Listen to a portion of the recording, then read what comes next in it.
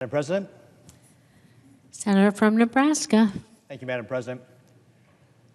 I am going to say something that I don't think ought to be controversial, that Hamas should receive no U.S. taxpayer dollars. But apparently, some people think that is controversial. On October 7th, Hamas, a terrorist organization dedicated to the destruction of Israel and to killing Jews, broke the ceasefire and attacked Israel. Now, this was not a military attack. These were terrorists who came across the border to kill civilians. They killed 1,200 Israelis and 33 Americans.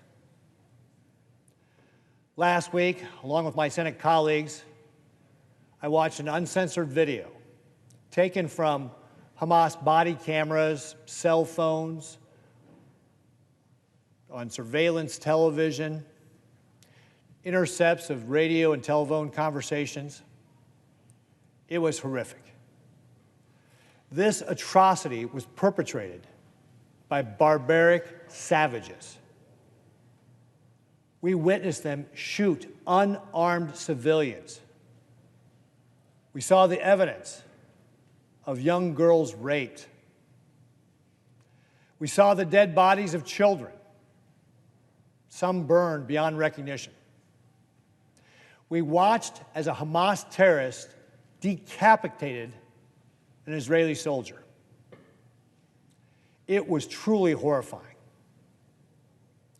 Hamas started a war. They are responsible for every person who died on that day and every person who has died in Gaza since. They are a terrorist organization dedicated to destroying Israel. In fact, we heard some of the phone conversations from Hamas terrorists who called back to their parents bragging about how many Jews they'd killed. It's absolutely horrific. We must stand with Israel till Hamas is destroyed utterly. Humanity will have been done a favor by the state of Israel when Hamas is destroyed. We also must examine the Biden policies that is supporting Hamas. I know, yes, I said that. It's crazy, but it's true. The Biden administration has already given $730 million and wants to add another $260 million to it. See, there's this organization called the United Nations Relief and Works Agency for Palestine and the Near East. And it has long been documented that they have been infiltrated by Hamas. This organization, also known as UNRWA, has hired Hamas agents. Their teachers have been preaching about killing Jews. Their textbooks glorify martyrdom. They demonize Israelis, sow anti-Semitism. UNRWA schools have stored weapons facilities for Hamas. And there's a UN report that shows UNRWA schools have launched attacks against Israel. On October 7th, UNRWA employees applauded the attack, including 14 UNRWA teachers.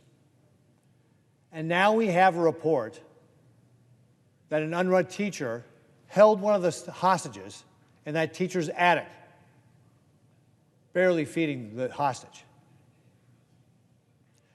This is an organization that has been described as essentially a branch of Hamas. The Trump administration knew this, and so they cut off funds, with President Trump saying the organization UNRWA was irredeemable. And inexplicably, the Biden administration resumed funding and wants to continue resume funding. We must not let our tax dollars go to support Hamas.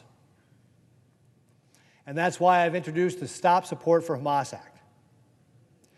This act would make sure no economic development dollars go to Gaza or the West Bank until Israel verifies that Hamas has been dismantled. It would ensure that the Palestinian Authority is not hiring Hamas or their affiliates.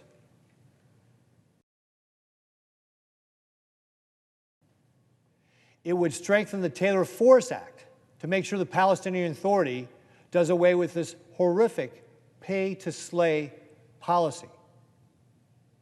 And it would ensure that any other NGO that is working would not hire Hamas or Hamas affiliates. What we saw on October 7th was inhumane. It was barbaric. It was horrifying. It was an atrocity. An atrocity committed by Hamas. We must stand with Israel till Hamas is utterly destroyed. And we must ensure that no more funding from American taxpayers goes to Hamas through UNRWA. 118 of the terrorists that attacked Israel on October 7th were educated in UNRWA schools. These schools are part of the problem. The Trump administration knew it, and I ask all of my colleagues support my bill that will end this terrible policy. Thank you, Madam President.